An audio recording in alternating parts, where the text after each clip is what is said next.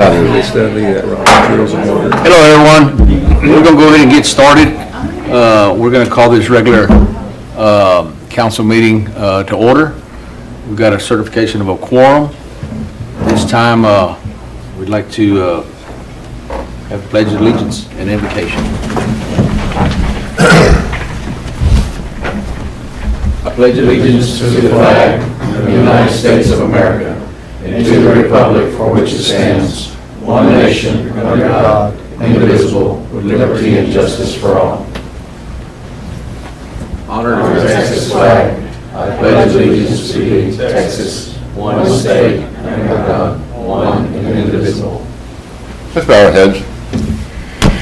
Our Father in heaven, this evening we come to you with grateful hearts. We thank you for the blessings of life that you richly bless us with, that we live in a country of freedom. We thank you for food, clothes, and shelter. Father, we thank you for government. We thank you for the fact that we get together like this here. We know that you have appointed people, and each one of us councilmen here this evening have been appointed by you and by our citizens.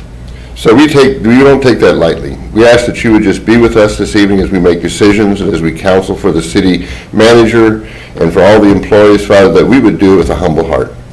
Father, that we would do it with a good conscience. We pray that you would just hold back on the heat in our South Texas weather. I think we need a little rain, so we're asking for that as well. We just pray for the citizens of this town and that we all take pride in the El Campo. In Jesus' name we pray. Amen. Amen.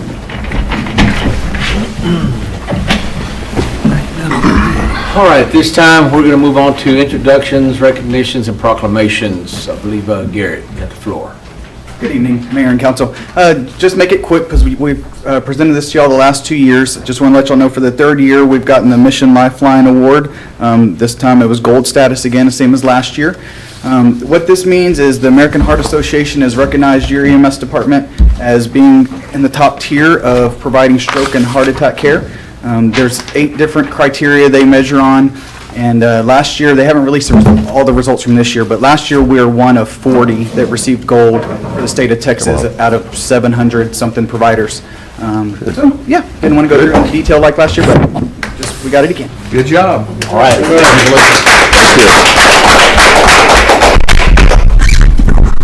Thank you, Garrett. Y'all are always doing an outstanding job. We appreciate y'all. Thank you, sir. I second that. All in favor? Yeah. All right, at this time, item number 5, we're going to move into public comments. This time, any person with city-related business not scheduled on the agenda may speak to the city council in compliance with the Texas Open Meetings Act. The city council is limited, making a statement of specific factual information in response to the inquiry, or receive an existing policy, but may not discuss, deliberate, or take any action on any item. Each speaker will be limited to 3 minutes. This issue may be placed on a future agenda for consideration. This time we got Jill. Jill,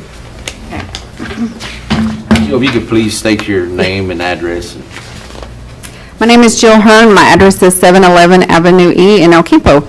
So I'm speaking as a representative of the Boys and Girls Club of El Campo, and I urge you to make an exception or to revise the current ordinance regarding city utility bills that only allows one bill to be adjusted per year and nothing on the sewer. If a company shows that they're due diligent, why penalize them? So for the past 12 years, our bills have consistently been $200 to $300. I've been the CEO for the past 11 years. Believe me, we have had running toilets, we've had broken pipes, but nothing ever more than $300. We do not have a sprinkler system or a pool. Our plants do not get watered, sorry. We do have toilets, sinks, and a washing machine.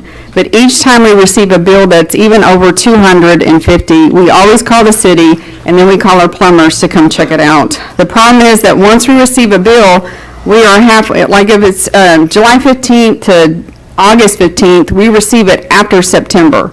So we're 15 days into the next billing system before we ever know there's a problem. Our average usage is 1,700 to 58 gallons. The big bill, the $5,000 bill, we were billed $707 100,400 gallons, and that's preposterous to me. That is more than an Olympic-sized pool. The city did change our meter September 9th, for that which we're grateful. Our last three bills will cost the club, there was an adjustment on one, but our last three bills will cost the club $4,973.82, which is usually $200 a month. So at the most, it would have been $900, not $4,973. So I have given you copies of our last four bills. The top one is normal. It's like $250. And then the next three bills. I've also given you a copy of our plumber invoices, when we called out the plumber 3 times to come out and check the problem. After that, you have a daily consumption average, which one of the days, it says we consumed 142,350 gallons. We would be swimming over there. This will affect our budget and our ability to serve our kids. So I'm asking y'all to please look into the matter. I'm going to ask Courtney a question. Can't discuss Can't do that? Can't Nope. discuss. But I can put it on the next agenda. If you'd like me to. You can what? I can put it on the next agenda if you would like me to. No, it's not that important. I was just wondering why they can't monitor their meters or like we can at our house. Well, we can. Courtney did share that information with me. We can, but we see it after the problem happens. I can't see it before the problem.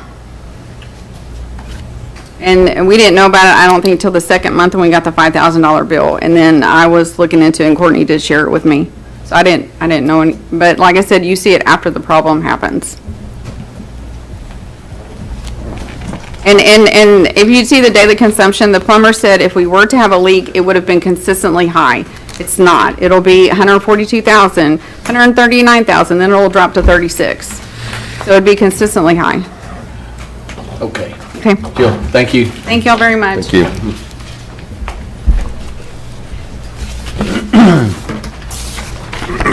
All right, this time we'll move in to item number 6, consent agenda.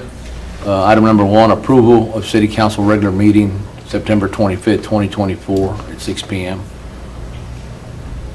Mayor, I request that you pull number 3, item 6.3, resolution R 2024-59, authorizing the payment in lieu of taxes agreement with the El Campo Housing Authority, and we postpone this item for a later agenda. We can, pull item number 3. We got a motion. I'll make a motion that we approve the consent agenda, items 1, 2, 4, and 5. I second that motion. We got a motion and a second. All in favor? Motion passes. You need a motion to put the... No, I mean, if you're pulling it, that was the staff bringing it, so you can pull that and put it on the next agenda. Okay, I will. All right. So now we're 7.1.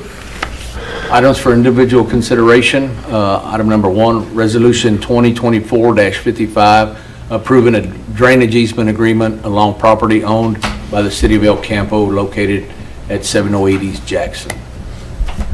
All right, included in your packet is the private drainage easement for the underground drainage between the Public Works property, that house, and the vacant lot on the corner of Wharton Street and East Jackson. And the resolution is accompanying it.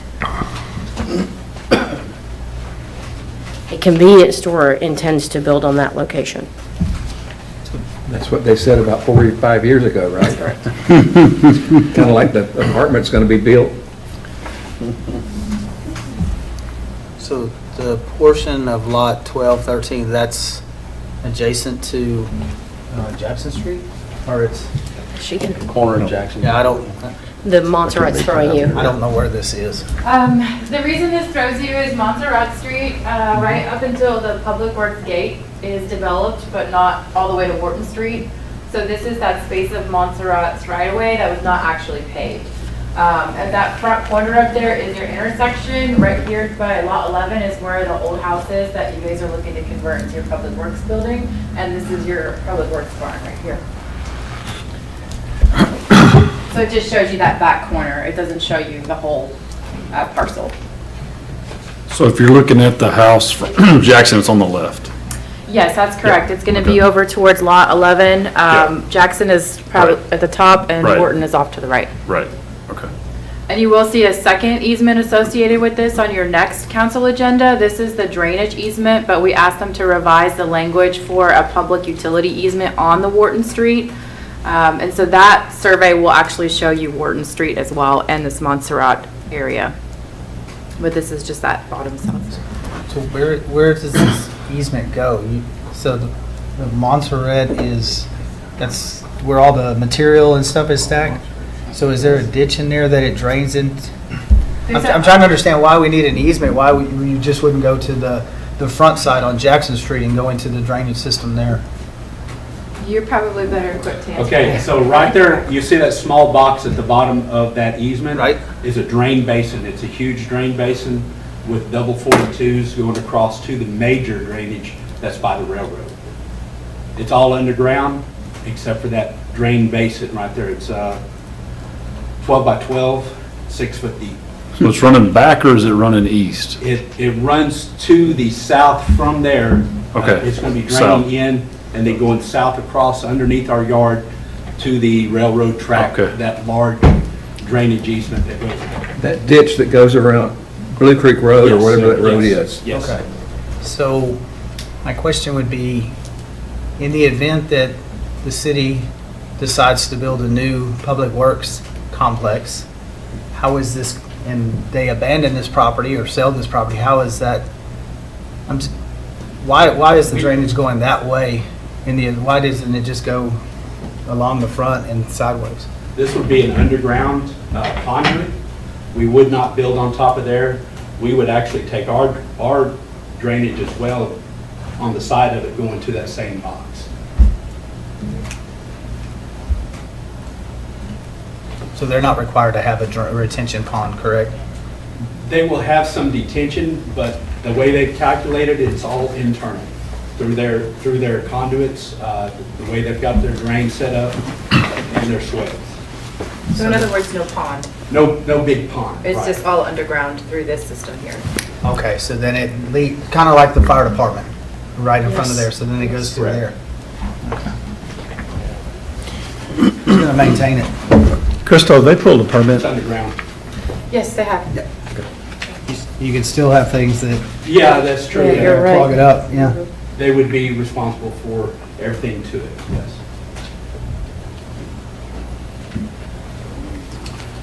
All right. Dr. C, would anyone like to make a motion for Resolution 2024-55, approving a drainage easement? Mayor, I make a motion we approve resolution number 2024-55. Got a motion Second. and a second. Any discussion? I'd have one follow-up question. So that's to get the water this way, part of it. But what happens, I just go back to, wouldn't it be better to tie into the Wharton Street and go that way, especially if we widen Wharton Street and we put the bigger drainage boxes and everything? Why are we going to cut across our property? There's not enough, on that section of Wharton Street, the South Wharton side and East Jackson, there's not enough depth. A lot of that is surface drain, and the way that they've got theirs is actually probably 2 to 3 feet below that road surface, and they would need this to travel around to get to that depth at that drain box, drain basin. Okay, I just don't want It's to. a depth, and there's not enough surface runoff that would So, make it too. so this is actually the best Text solution in order to allow them to get their drainage off, I guess. Correct. Without overall. having to have a pump. Right, Yes. right, okay. Will this expire if they don't, I mean, we agree to this. Do we convey it prior to them submitting plans to build? I asked That's what Crystal he if they asked. pulled a permit. I was going to recommend you just approve it subject to them pulling a permit. Yeah, But I think since they have, I mean, It's in there. We won't issue the permit until we have the easements in place because we don't want them to start any jobs construction, but they have submitted plans, we've approved them, and we're ready to issue permits. So then, is your recommendation, Ronnie, that we're. Still, yeah, I think I don't think you want to, I think you can grant it subject to them actually taking the permit out to build the facility. I wouldn't want to just leave this easement out there for no purposes. Agreed. But what if they don't build, We would withhold it. even with the permit? Okay. Well, no, if they take a permit out, I think we have to have it in place in order for the permit to be approved, yeah. And to confirm, the permit has been taken out? Yes, they've applied for the permit, but we haven't issued it without these. Okay. Because this is essentially construction in our property, so we need to give them the easement for permission to construct it before we can issue that permit. So then, to further protect ourselves, should we amend it to say that this easement is good, assuming that the permit has been pulled, or are we talking chicken and egg, or you have to have this to give the permit? You have to have that, and I wouldn't want to put that in a permanent easement agreement, because then it's subject to interpretation, and when did that happen, so I'd have to file an affidavit. I'd rather the motion be, we'll approve it, subject to them complying with all of, in issuing the permits, Okay. complying with all of our building code requirements in issuing the permit. And then we would record it at that time. Okay, so that would be an amendment to that motion. Correct. Oh, I'm sorry, I thought you were talking about the easement amendment. To the motion, yes, it does need to be amended. So I'll take a crack at it, Kaylee. I move to amend the motion to say to approve Resolution 2024-55, as long as the property owner, contingent on the property owner doing everything that the city asked them to do in order to receive the permit. I'll second that. We got a motion and a second on the floor. Any further discussion? All in favor? Motion passes. Hang on, now we have to vote on this one. Now you have to vote on it. That was just a amendment. Yeah, that's on just the amendment. Right. So now you actually vote on it, So now, right? So we have a motion and a second on the floor. we got a motion and a Discussion on second. this. Kevin, real quick, so it doesn't really matter what happens to Wharton Street. If we rebuild that, it's still not going to have the depth to move the water. Right. Okay, that's what I was I didn't want us to be short-sighted when we could have gone that direction, and it might have been better for everyone instead of, okay, thank you. Okay, now we got a motion and a second. All in favor? Motion passes. All right. Moving on to item number 2, Resolution R 2024-56, approving a contract with the Purple Guys not to exceed $48,958 for managed information technology security and services agreement, and authorizing the city manager to execute any necessary documents. You may be wondering why you're seeing this, because it doesn't meet the $50,000 threshold. However, it is a 3-year contract, so that is why you're seeing it. On an annual basis, it's $48,000. This is an $84,000 reduction from the existing contract you have, and that $84,000 is the salary we pay our new IT director. Obviously, we're not covering the benefits, but this contract is necessary because the Purple Guys still have so many of our security features that we need, and they are such a large corporate company that we're still leaning on them. They have the resources that we need to be able to protect the city. And our IT director formerly worked for them. He's highly recommending this contract because if we go down, then they'll be able to help us, just like if he can't, or when his scope is limited. And so we would be shopping for an IT contract with just a one-man show anyways, but I brought you this contract, number one, because it's a 3-year contract. At the end of 3 years, we anticipate that this contract will be reduced further because our IT guy will have more experience with our city, but for now, we want to utilize this savings of $84,000 because the existing contract is that much higher annually. And so that's why we're bringing this in front of you. I have a question. Sure. I read a lot of this, and so I'm not picking it up right now where I read it. Is this we already have a contract with them? We do. Correct? We do. So is this like a replaces it. no-brainer? Yeah, well, I would think so. This replaces the existing contract that's $84,000 higher. What are we, so we're saving $7,000 a month. Right. So what are we paying them already now per month? If we're continuing a contract, right? if we were to continue the contract, it would be the annual, the monthly cost plus 7,000. It's right on the money. I'm sorry, I don't have the total. Is the savings is because we're signing a 3-year contract, right? Partially. But I Well, thought, also the The savings is because IT's in-house now. savings Okay, IT, okay, we're okay. roughly, we're still about the same. Right, except for his It's just benefits. 2 line items instead of. Yes, that's Okay. right. Thank you. but correct me if I'm wrong, weren't we, we were ultimately weaning off of the And- purple guys? And we still intend to, but one of the things we recognized when we brought Clint on was the need for some of these managed services going out on our own would cost us more than keeping it under their umbrella. So some of the examples of that would be, the security contracts. If we buy it alone versus the economies of scale, because they have so many contractors, when we try to get it ourselves, we can't recognize the savings that they can, and that's included in this contract. I do think ultimately, yes, you'll save money, but for now, we're trying to net it out. So at least you're not still spending that money on an ongoing basis. I'm looking at the pricing on this deal. It talks about roughly 108 PCs or laptops. And I've seen managed IT security agreements before, and 108 PC laptops divided by your monthly cost is a really good deal.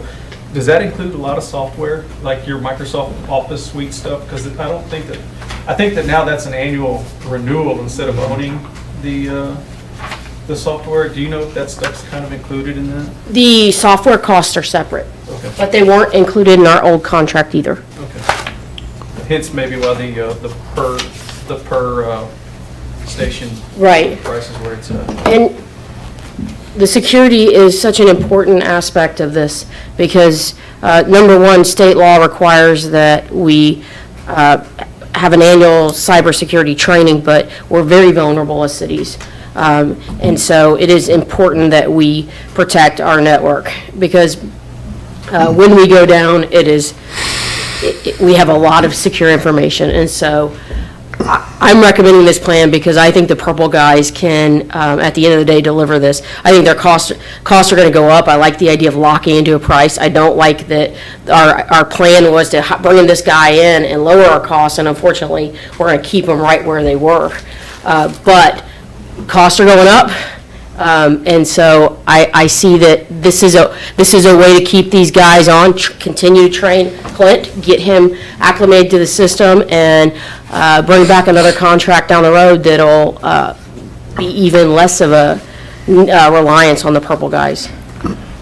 Courtney, do you see potentially in the future that maybe one of these other managed service plans, we could possibly go with one of those and still get the same benefit with Clint being more Yeah. trained? Is that what you're kind of thinking? I'm just trying to. That was our intention Okay. when we hired Clint. Okay, But unfortunately, like I said, once we brought him on and he had a good hard look at everything, he realized that a lot of the security measures were in the contract, not just part of the, part of separate service line items, if that makes sense. yeah, because à la carte, it would be It would be a. pretty expensive if you Yeah. tried to go out per thing, right? Right. T&M type deal. Right. Yeah, yeah, okay. Before Clint was only like 1 or 2 days a week here, Clint was 1 day a week here. and now he's every day. He's every day. That's a benefit. I think that's the heartburn I'm having is we were gonna bring Clint on, it was gonna be a savings. Clint was really familiar with our system, he knew everything. That was the sale that was pitched, that's the pitch I heard, was that he was gonna be able to be this great valuable asset to us and save us money in the long run. And now it sounds like we didn't, nothing against Clint because I don't know his capabilities, but we're still going with the guys that we were originally going with. We just offset his salary somewhat. I understand why you feel that way because the pitch was that we bring in Clint and we save some money. And I think long-term you will. Because you're getting us out from underneath a corporate company that can raise their cost next year to God knows what. The contract ended at the end of this year, and so that contract would be even higher.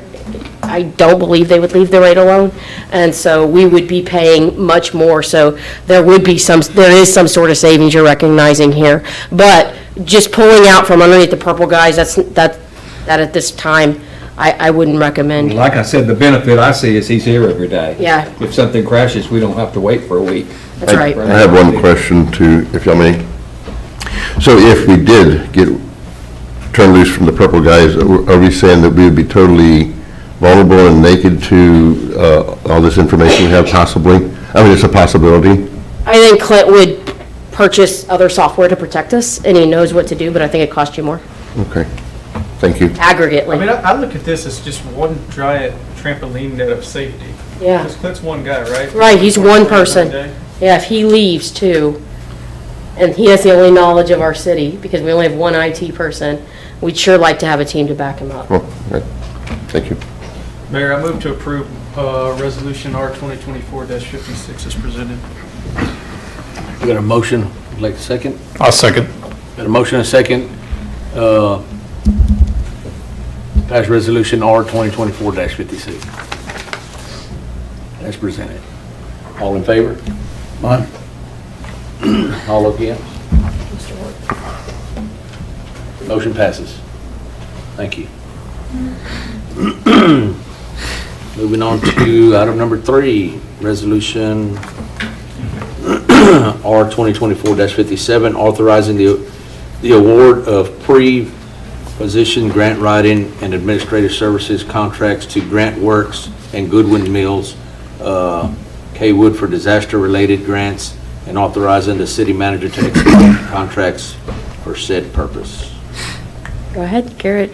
All right, so we found out with Hurricane Beryl that getting money from FEMA is beyond our capability and our knowledge. So we definitely wanted the backup of a grant company to do that. So that's when we activated GMC to do the Hurricane Beryl PA grant. After a disaster, you're also going to have HMGP grants, where you can, our hazard mitigation grants. If you recall, we've applied for generators that are still in the process. So our goal is to have these pre-positioned grant contracts to where when a disaster strikes, we're not having to wait a month to go out for RFP and then come back to y'all and get approval for the grant company till then they can come in and learn our city and then get started. That'd be a month and a half at the least. We want to be able to get them on the ground within the week after a disaster to help us start getting all the documents needed to get this grant recovery. So we went out for RFP. We had 4 responses. A committee of your emergency management team and finance met and evaluated them on experience, similar projects, projects in our area, and pricing, of course. And we selected GrantWorks and Goodwin Mills Kaywood. We'd like to have 2. That way, when we're selecting a grant, we can look at their expertise on that grant or that project. Maybe one's better at generators and one's better at safe domes or something like that. So we'd like to have the initial term for 3 years with the option to extend for up to 2 other years. And yeah, any questions? I have a question. Yes, sir. Can you give me a hypothetical situation in which we could quantify what these people would be paid? So and that's, I forgot to mention that. So we will come to y'all with like a task order for every grant that we're going to apply to because it's going to require some type of match that's going to exceed the $50,000. So like with this PA grant, I believe we did a task order for less than $100,000 if I remember. So that on a big $1 million grant. You can expect about 5% of the grant would be expenses to the grant company. Okay. And that's, Grants not issued, they don't get paid? with this, there will be grant fees for writing the grant, yes, sir. But if awarded, it can be all wrapped up into payment from FEMA. So do we pay in advance, or do we pay? We will pay in advance, and so when we issue those task orders, no? It's based on if y'all get the grants or not. We show up, I mean, if y'all don't get grants, we don't get paid. Okay. Okay. So it's all success-based? Well, it's because I wouldn't put any words in Tatum's mouth, but after what happened this last time in Beryl, being prepared and having somebody on the ground ready to go is really good. It's a big plus. And there's different types of grants, as you were talking about, and public assistance is going to be one of the other things that's going to be available. Now, y'all may not know much about our company, but our first contract was with Matador County. And we have been working, we're from the coast, so we've been working with hurricanes for 45 years. A lot of our employees are former FEMA, TDM. I worked in the operations center in Austin on the medical operations side. And I'm one of y'all's neighbors. I'm from Jackson County, so I'm not very far. Y'all actually have one of our best young guys that's working in the Houston-Galveston area. If you met Luke already. Yes. Met him last week at conference. We're twins. He's 6'3" and skinny, 30 years younger. So he's a really sharp guy. So in the event of a disaster, we have to go through a process. This is my ignorance. No, you're good. We have to go through a process to try to get grant funding from the federal government in the middle of a disaster. Correct. Yes. That's a whole nother topic.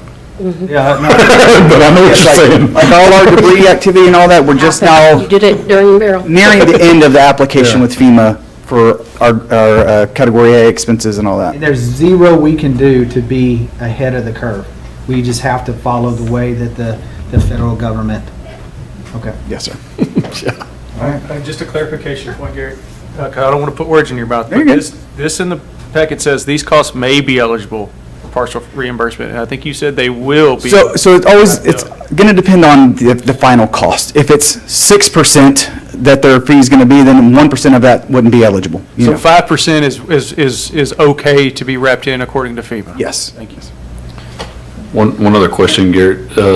As far as if we lock in or to have these folks available, how many other communities are doing the exact same thing, and will they be spread too thin to be able to support us or not? I don't know that many people are doing the pre-position grants like we are. Okay. There are ones that do it, because that's where we got the model from. Okay. But these companies have, like, they're a huge company, and Yeah. And that is something that we expect almost all of our communities along the coast to be involved in this. Now, I have the Victoria all the way out, Alamo area, and not all the Alamo area has any emergencies like this. They do have some flooding during hurricanes, and they have flooding events. But as far as the hurricane counties and cities, they are all going to probably get involved in this. There are some smaller companies that are coming in that have 15 or 20 employees, and that's one of the reasons, as far as what I'll say is, we are the main company because we have over 400 employees. In fact, we are now working with Florida, New Jersey, New York, Colorado. We work all over the country now, and I could be moved to Florida next week just to help them out. And normally, I'm not a proponent of getting a service that other counties have, because I worry for that. Right. But in this case, it actually works out, because you're going to have the same FEMA rep, the same TDM rep that are running these grants, so they're already meeting with this rep on these other cities. My main concern was being able to support us, that's all. So I appreciate that. I have one more question, because you said it. If 5% is wrapped up into FEMA, how do we stay away from paying 6%? So I know with Goodwin Mills Kaywood, say on this borough grant, they're not going to go above 5%. Can you speak to y'all's? I'm not. It's one of those, if it's a $100,000 grant, it might be, I'm not sure what the percentage is. It's what the allowable percentage is according to that. Most of these grants come with what FEMA says is allowable, because it's FEMA funds that come through TDM. So it's, now there are some Texas funds too, but most of it's federal. So it depends on what the feds say. If it's going to be $100,000, it's probably something small. So you're talking about not requiring us to do a lot. And a lot of those 100,000 grants, we don't even get involved in. In this case, y'all are hiring us in advance. Y'all are choosing us, and then we come in and are able to start faster. And that's the only advantage, is that instead of going through a process after y'all have already had the hurricane or whatever event, this just gets y'all ahead of the schedule a little bit, because after what we dealt with Beryl, it was really nice for the ones that we already did have working with. Well, I have, go ahead. So obviously, there's several companies out there that does this work. Yes, sir. I know that we built a couple FEMA domes, and there's grant writers, there's some good grant writers, and there's some subpar grant writers. Is there a resume of their, So we did check references on all four of them, and all four of them had outstanding references. They all would hire their companies again. And then, yes, there was examples of local, similar projects. For GrantWorks, Judge Sprinrath was a big proponent. He said they've used them for lots of grants, and he highly recommends them. And we're currently using them on our comprehensive plan grant. thank you. And then the other one, GMC, we're currently using them on Burl and Happy. Now, help me understand, right now, we have an application into FEMA to get reimbursed for hurricane-related expenses. Would this grant have anything to do with that application, or are we talking about, if not, then what kind of request will we be making to FEMA for a grant? To cover what? So for the current Burl, we're already applying to FEMA for reimbursement from any damages. That doesn't have anything to do with the word grant. It's a PA grant is what it is. Okay. It's reimbursement Not this grant. kind of grant. Same thing. This is the same thing that after disaster, we can use them to apply to the PA grant, the public assistance grant, or the hazard mitigation grants. So with Burl, there's a PA grant, and then after this, there's going to be a hazard mitigation grant for Burl as well, to where now, okay, you sustain this damage, well, how can we prevent this damage in the future? Or how can we keep our generators online to keep our lift stations or water plants online? So it'll be pretty much directly related to either public assistance, which is after a disaster, or the hazard mitigation to prepare for a disaster. So if we've had some damages that we would like for FEMA to reimburse us for from the hurricane, how long might it be before the grant is applied for and we get a response for it? So we've been meeting weekly with FEMA already. We're already in the process of this grant. So immediately the week after, or 2 weeks after Burl, we were already meeting with FEMA and had our application in. But does that have anything to do with a grant? Yes, yes. Is that something this company would be doing for Yes, us? sir. Yes, sir. So if you're trying to clear trees off the streets and whatnot, this company will be involved in applying for that money Yes, the money to recoup that. Yes, sir. to recoup it? But would you do that immediately, or is it going to be sometime in the future when you get the funds? No, you start immediately, because you're going to have to spend the funds either way. You're going to have to spend the funds to move the trees out of the way, get the Yes. debris company in. So this will be just trying to get that money back from FEMA. So in this grant process, how long does it take to get FEMA approval for hurricane damages, for instance? It's the I government. mean, are we talking about years, or are we talking about weeks? So for the generator, for the hazard mitigation grant, we're on 2 to 3 years now waiting on that. But for Burl, the FEMA and the state are working together to try to get us funding a whole lot quicker. Just last week, the state said they're going to help give us funds before FEMA even obligates the funds, so they're going to help give us some pre-obligated funds, and then possibility of covering some of that 25% that we might have to cover. That just came out of the pipeline this week as well. Okay. Simple practical question. Sure. I know we're, I mean, I Being lived up. see other cities that are still applying for FEMA money from Hurricane Harvey. And is that the same kind of a grant situation as they're going through? Yes, the hazard mitigation, you have I didn't get, months or a year, I don't know the exact timeline, after a disaster to apply for the hazard mitigation funds. practical, And the state has, there's a couple of issues on this. The state has said there's some money that was not spent. So there's going to be some more funds that are available, maybe another couple $100 million. Now, it may be spent among, they may spend $20 million or $2 or $3 million on these projects, so there may not be that many of them. But there are still some communities that have not addressed all of their Harvey issues. And we want as much of that money spent as possible. Now, what happens in Washington may change, as that was addressed last week. I don't know if y'all heard about with FEMA, where they were spending their money before North Carolina.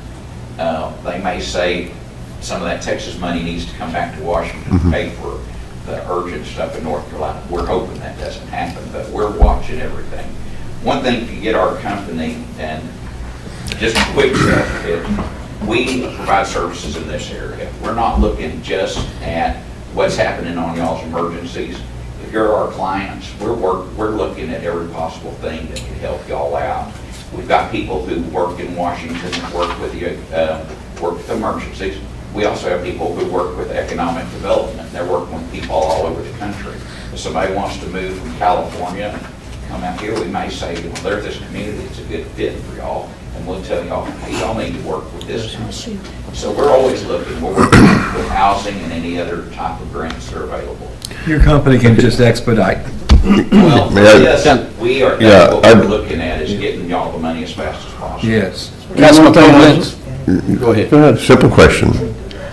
If we'd had this service prior to Beryl, would we be in better shape now than what we are? So with Borough, we actually had it already tied into our debris monitoring contract, and we were able to just activate that line item. It's just, that came from that, it was recommended that you have a separate grant administration contract instead of having it tied into your debris monitoring contract. Thank you. Last question, and then I want your confirmation on this. I'm still confused on the cost. Do you know what it's going to cost us? I mean, if we commit to somebody and all of a sudden, well, big hurricane, yeah, FEMA says 5, well, we'll do 8. So we've seen, so we have, when we sign these contracts, there are set cost on project manager or grant writer. There's like 10 different positions that they're set hourly cost on, that we did evaluate. And they were not necessarily cheapest, but the most comparable to say what we're paying now with grants and cheaper. So yes, and then when we come to this, how GMC explained it to me, say if we want to do generators for the lift stations, we'll come to these and say, okay, we need to work on this grant for generators for lift stations, about what could it cost us? And then we'll say, okay, it could cost you up to $100,000. So that's when we'll come back to y'all for a task order to say, okay, we can secure them for this project up to $100,000. So when we activate these projects is when we'll know a more exact price, because it depends on the scope of the project. Well, we're not locking ourselves into a spot where we can be leveraged against or exploited. No, especially you got two companies, so. I mean, as an example, what I wonder about is when I drive around town and I see some house that has an enormous tree down in the backyard, and you look at the house and the situation, it's obvious that the people who live there cannot afford to do anything with that tree. And we've got stuff like, in our building that the tree has fallen on and crushed or whatever, and we've got a whole lot of situations like that, and I don't know if FEMA, for instance, would give us assistance in helping to clean up that part of the town or something that's not laying in the street, and can this grant writing company give us advice as to what we might be applying for, what we might ought to be applying for? So correct me if I'm wrong, that would be more the personal assistance funding that the homeowner themselves would have to go to FEMA and ask for assistance, where our responsibility is the right-of-way. Okay. But in many cases, obviously, this homeowner's not going to be able to know how to do that or anything else, and we've got to figure out how to help some of these people somehow, and so I don't know how we can go about that. I was just wondering if this kind of a grant situation might be helpful. I would believe not.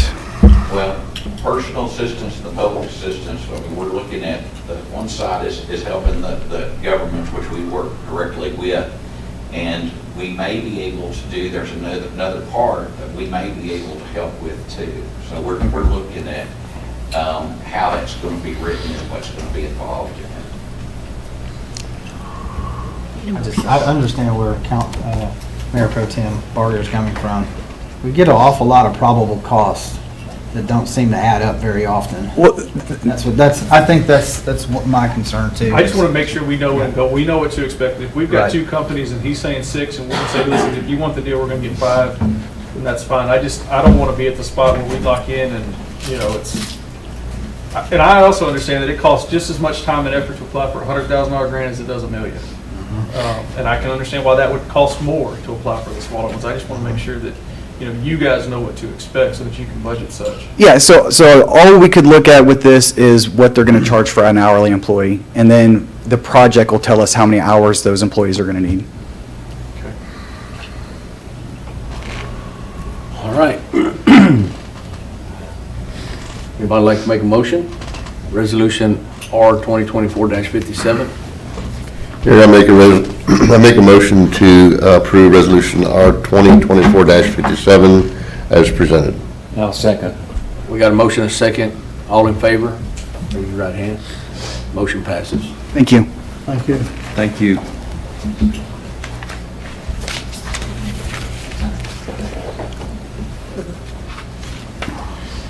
All right, we're going to move on to item number 4, Resolution R 2024-60, awarding Avenue F water plant improvements to W.W. Payton Corporation and authorizing the city manager or their designee to execute all related documents. And this is William Hubner with Strand Engineers, our engineer on this project. I will let him address any questions you may have on the project itself, but I will state, in 2021, you issued COs. Those COs were in the amount of $3.416 million. The project is bidded out at the first recommendation at $3.69 million. I think it's worth noting that this project is over the opinion of probable cost, to Mr. Ward's point, so that $274,000 will have to be covered. Staff is recommending that you take the $274,000 out of the $300,000 that you have budgeted for major projects in these water and sewer line item 02575, 915. And that is because we will be bringing in front of you additional sanitary sewer line replacements later in this fiscal year when we bid them out, that will be using some of the savings from the South Wharton and North Wharton projects to cover that. So we're sort of shuffling things around here because we only had 2 bids. And later on in this agenda, you're going to see another line item on bids. It's disappointing that we're only seeing 2 bids. We were told today by our engineers that don't expect that to change until after the new year.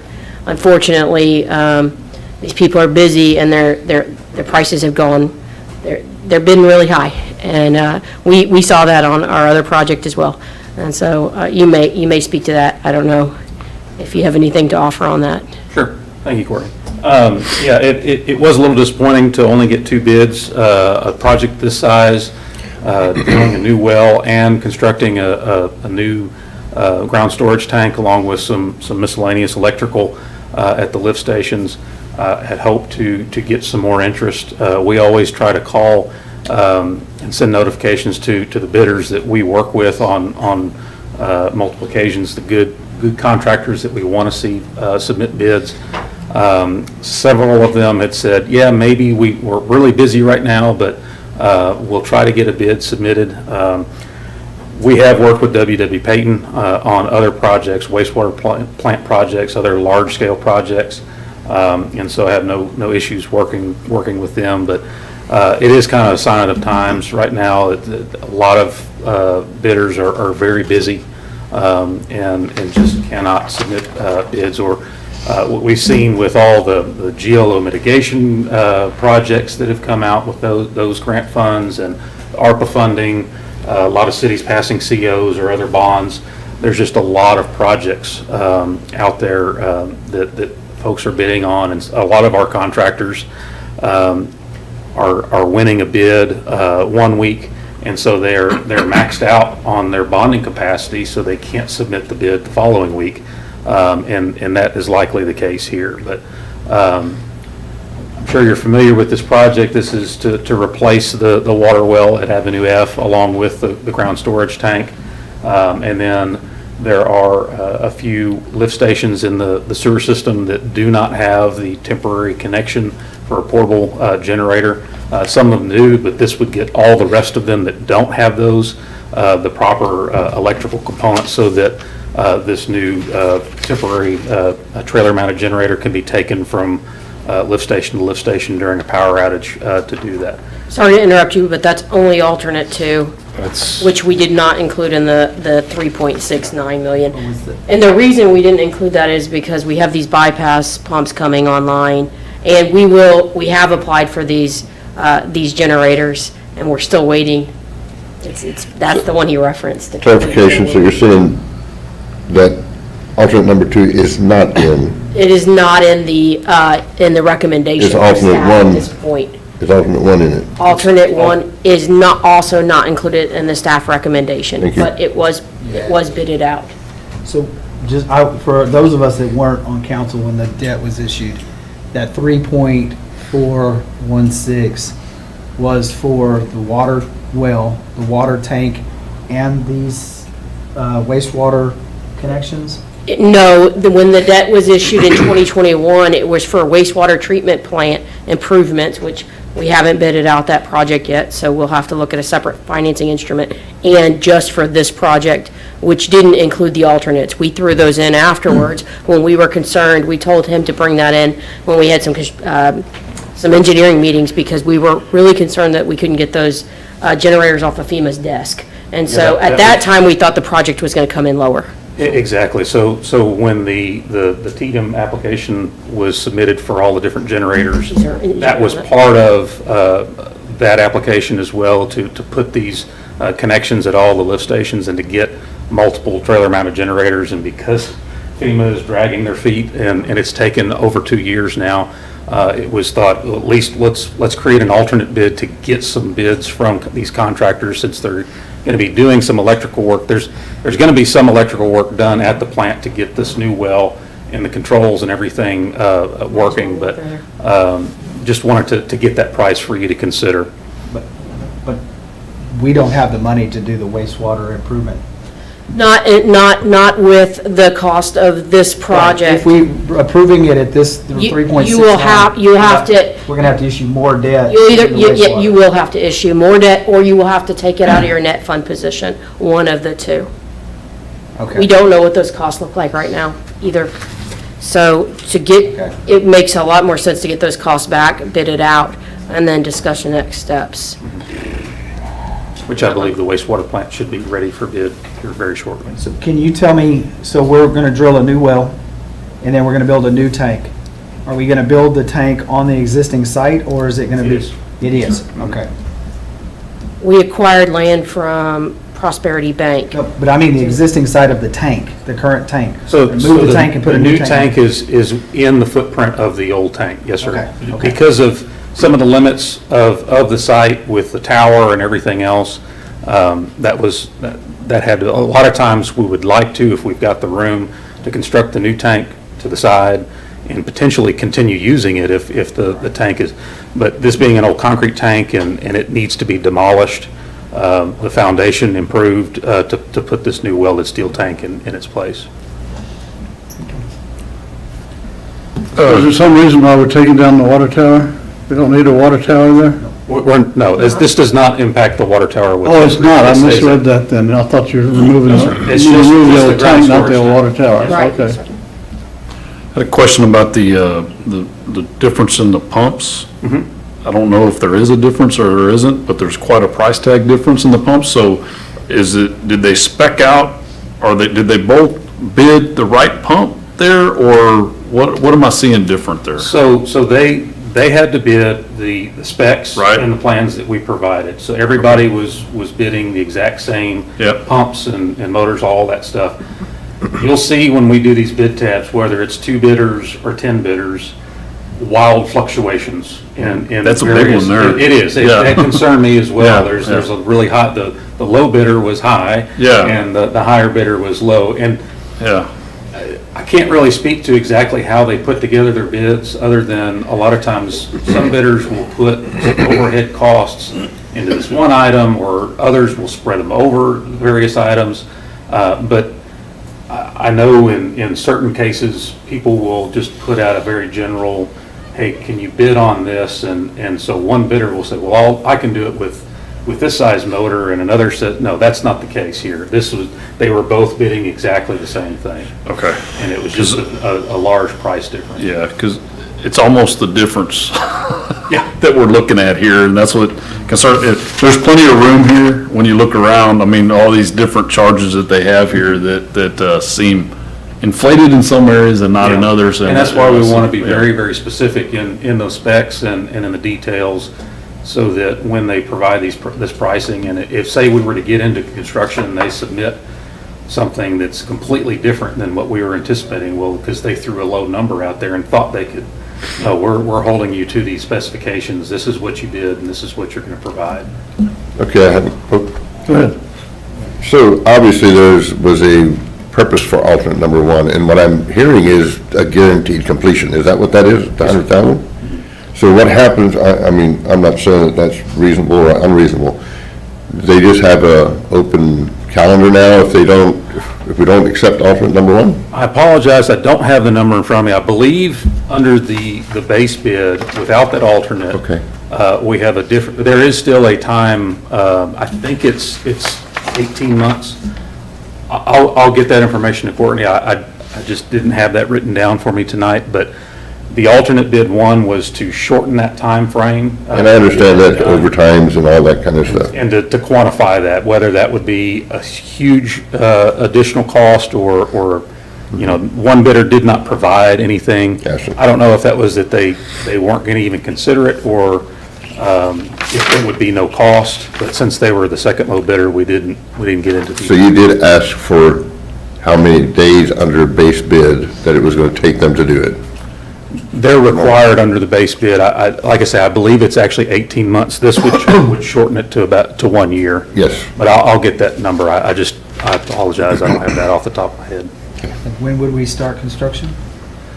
So if council awards tonight, I usually allow a month to a month and a half for contract execution. And my hope is that we will have a pre-construction meeting with the contractor before the end of the year, whether they actually break ground and start work, because a lot of times with submittals, they start ordering, things, and they may wait for a lot of the materials to be delivered before they want to start. So most likely, construction would begin after the first of the year, but until we have that pre-construction meeting and they give us their schedule, I can't say for certain, but certainly it's middle of October. I would think by Thanksgiving or shortly thereafter, we'll have executed contracts and hopefully hold a pre-construction meeting before Christmas. So it'd be, say, from tonight, about 20 months before, at max, before it's completed. 2 months for the Yes, sir. meeting and then 18. Do we have our permit, our will, from TCQ? We got Yes, the TCQ approvals and the Groundwater Conservation District, all that has been approved before we went out for bid. Environmental's done, yeah.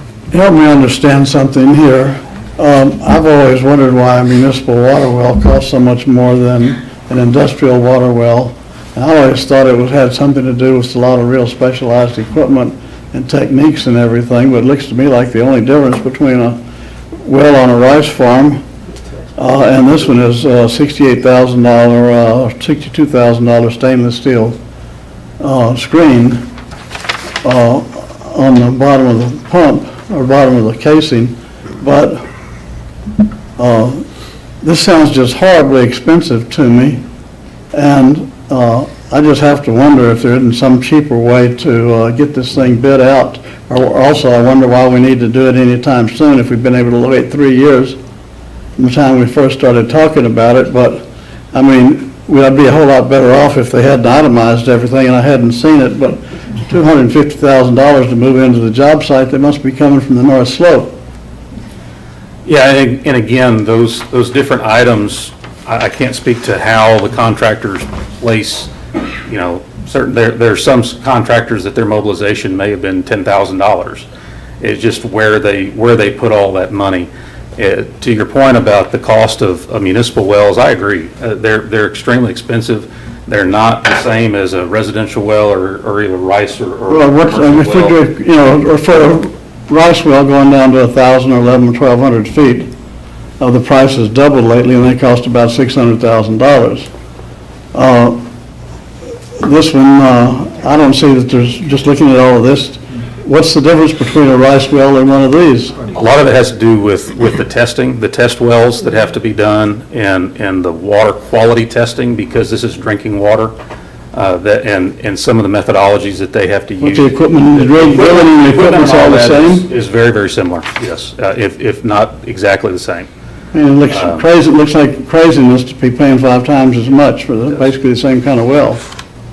And a lot of it has to do with, because there's a lot of drillers out there that that do residential and agricultural wells that don't touch municipal wells, because, just because of all the additional steps that you have to go through to get it approved by the TCQ, because it's drinking water, it's health and safety requirements, and all the testing that's involved, and the, with an agricultural well, you may run a test well just to see what those sands produce, but on a municipal well, you're having to pull samples and get them tested, and we've had in certain areas they're high in arsenic or iron and manganese or whatever that may require additional treatment before the consumers can use that water. There's more steps involved, and that's why it's Extra couple of $1 million involved. Unfortunately, yes, sir. Okay, Do we need it anytime soon? Yeah, the well's from 1951. So, I mean, we've got It's in 2.5 danger times. of failing and going We have off. 2.5 times the pumping capacity that we need right now? This, Isn't that what I heard? Jerry's not here, but this well could fail. And so we identified it as something that needed to be replaced. It is one of our older wells. And we went through the hardship of buying land, acquiring easements, completing environmental, and that is unfortunately what took so long in the process. one last question for our protection. Were they required to have a P&P bond, payment performance bond? Yes, sir. Okay, thank you.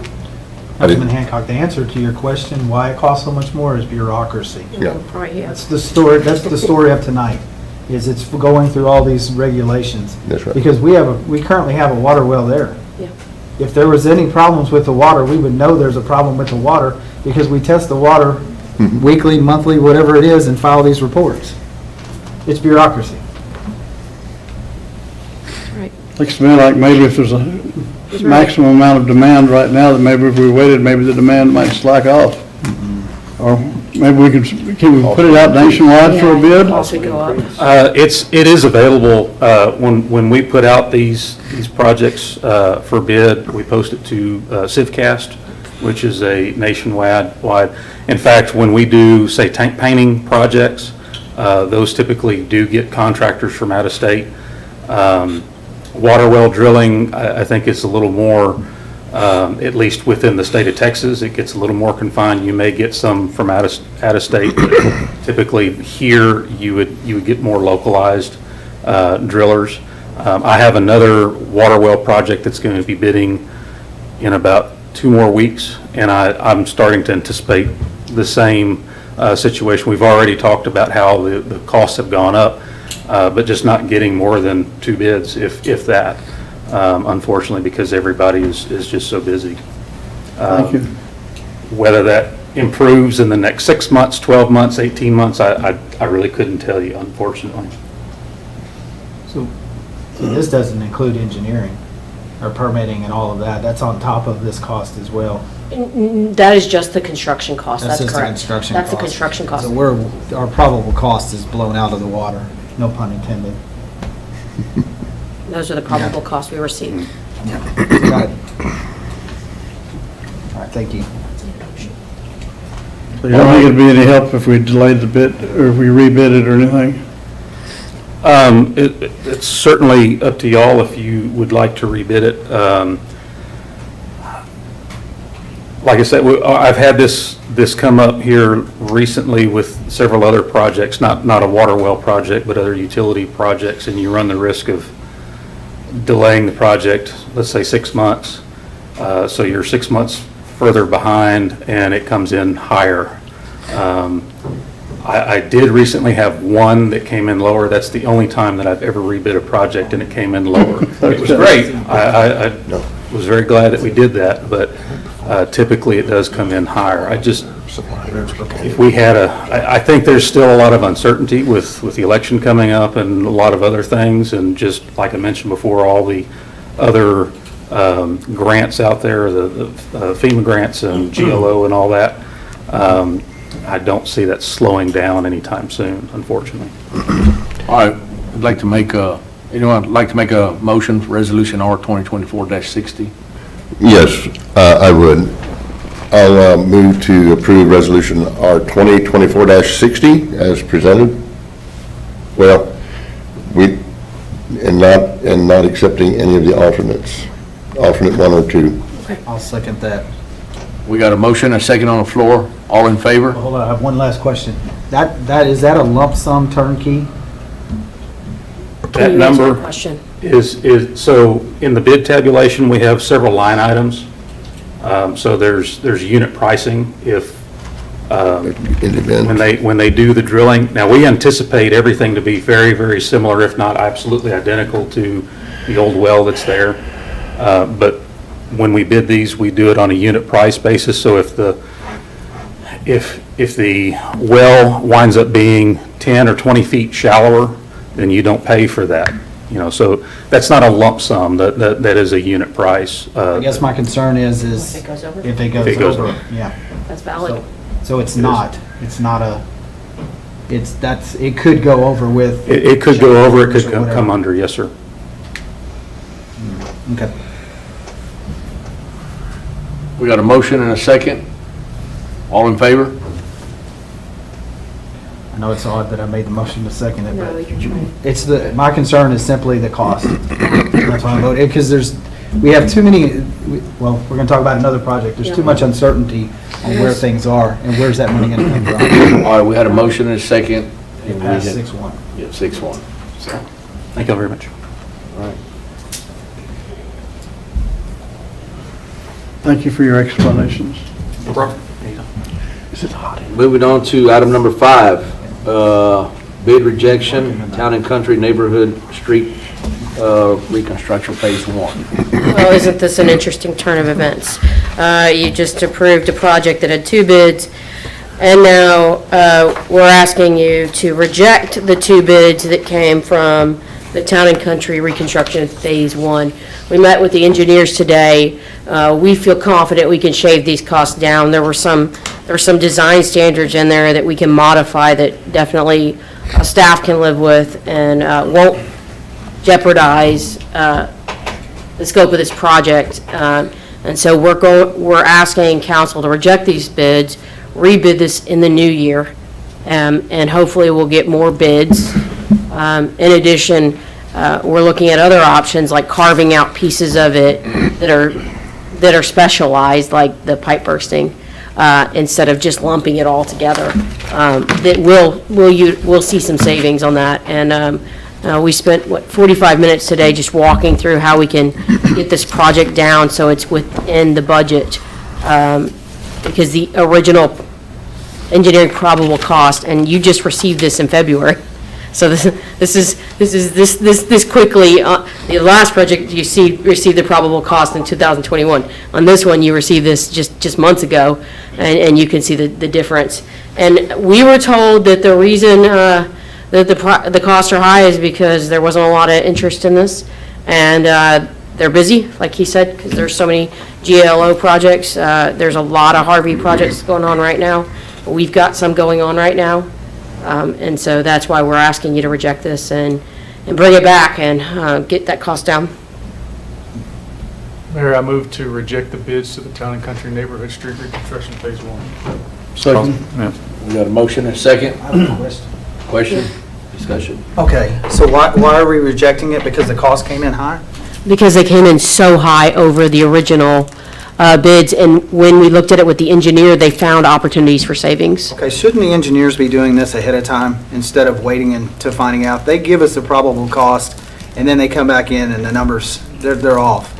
And this isn't at you. No, I know. This is my frustration right now. I understand. We have the money to do this project. We do. We budgeted it. I mean, We we did. issued debt for it. We did. We saved money. They were wrong on the pipe bursting. They were. Twice. And that Yes. money offset and comes, and we can afford to do this project. There's no certainty this is going to come in less, and I don't want to cut things just to save a few dollars. We have the funds, we issued the debts, we told the people we were going to do this. Maybe we need better engineers. And we had all 3 of those were different 4 of those were different engineers. North Wharton was Pape Dawson and Urban Engineers, and you're working with Quiddity, and that gentleman was with Strand, so I think it's just across the board. Follow-up question to that. How long has it been since the opinion of probable cost and the bidding? This opinion of probable cost was presented to us in February of 2024. Okay, thank you. that much. Well, they said it was the labor costs.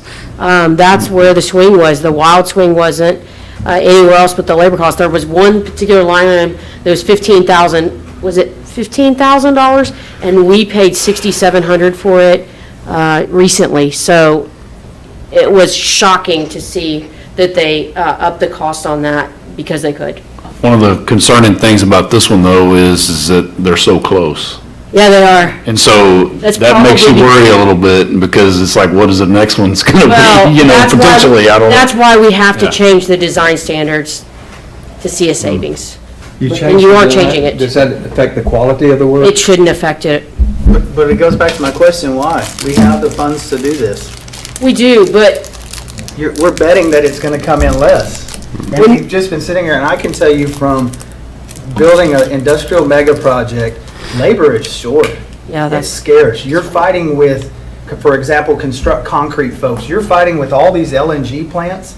You're fighting with the plants down in Matagorda, and the prices just keep escalating for the labor. That's a true and factual statement right there, is that that has gone up. Materials have gone up as well. So, I mean, we issued debt. The way we should do this is actually engineer it and then bid it out. And then we know what we need to issue for debt instead of guessing what we're going to come up with. oh, I agree. Just to that point, you're correct. But one of the things that came up after this bid was, I know two of these contractors. They made the comment that they were so busy. We also, our timing at this time of the year was a bad timing. Some of the materials that were engineered into it, City of Houston standards as well, but we were able to reconfigure those. So it's still a quality Cadillac project. And one of the things he mentioned was that there was 20 people picked up bid packets, but only 2 came in and put in bids. Kevin, and I'm not sure if you already said you did this or not. It's not uncommon when you get to a point where you have 2 contractors, the bid looks just like it is, and they bid off the same type of specifications, and an engineer put gold and silver into the specifications. Exactly what happened. And then you ask the contractors, I don't think this goes against protocol, to come up with a valued engineering, meaning That's what our meeting today was about. That's exactly right. instead of, because now what happened is, all of a sudden, you have exposed 2 numbers. And when you go out for bids again, and historically speaking, that doesn't get better. Yeah, Unless you cut back on the engineering or the scope of work. But if you can have them come in and say, well, guess what? You can, for this amount, you can get this that functions just as well. We have our nose to the ground, or our ear to the ground, and we know what's out there. I'm just making a suggestion, maybe there's a possibility for that. Is that potentially what y'all are seeing in these 2 bids, that y'all could potentially scale back some of the, I'll call it robust engineering, maybe? an in both of example them? is the manhole covers. The manhole covers were over the price per square yard of concrete for just the curb and gutter was way above what we've seen just a year So ago. if you can reduce the spec and the scope and the design, then I'm with you. Then there's a potential that could change. That's what If we it- evaluate today. But it's gotta be substantial stuff, though. In y'all's opinion, how much can you cut off of that $5,400,000? Do you want to reveal the number we heard today?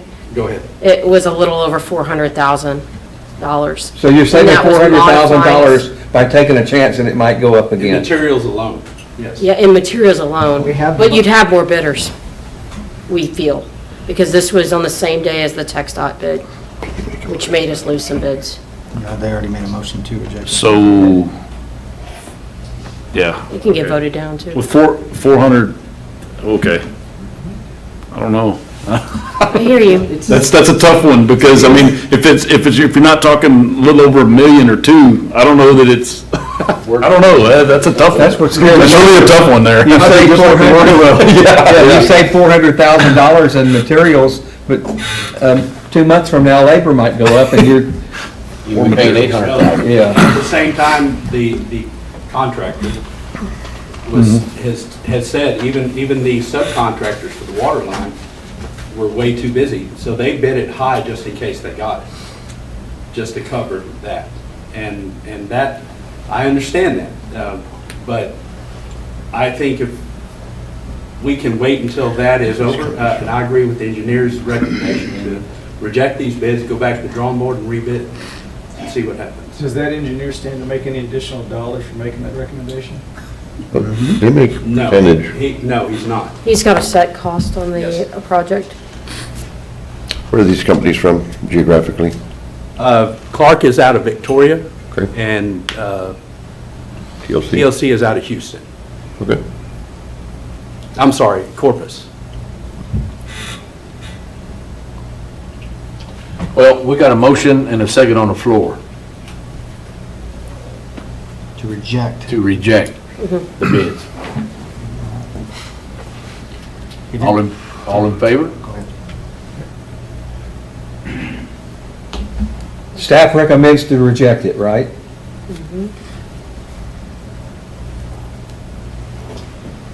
Okay, your motion fails. And all against, you need You to. need- We're gonna have to re-agenda it to accept the bids now. It's not agendaed properly to Yeah. accept bids. But you need to finish the vote, right? Yes, sir. To record Yes, it. sir. We need the no's, So, go ahead. all the no's. All against? All against?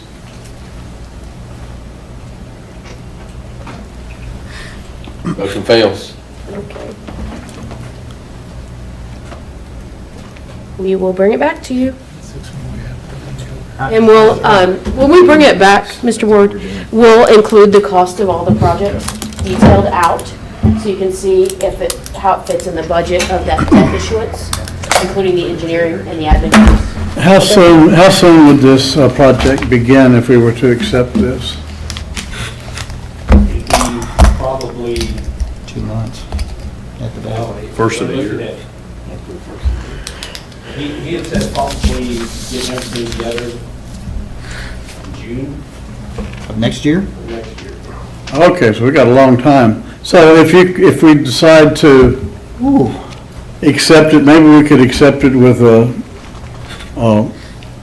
amendment to the contract if that's necessary, whereby if we decide to change the specifications and the type of materials you're using or the things the city is talking about, that maybe we could renegotiate an aspect of the contract. We can only do that if it fails when you bring it back as an agenda item, because they've already presented the bids. We Yeah, have to I see vote what on- you're saying. We have to vote on the bids, and if it fails, then we could go back and ask them to adjust their specs, Or they would have to bid it with right? some negotiating clause in there or something. Maybe that's not practical for a city. I just don't like the change orders and the exceed. It leaves us so exposed. And we don't have a risk management program to offset those costs. Anyway. Next item. Close this out, Mayor. All right. Bring us home.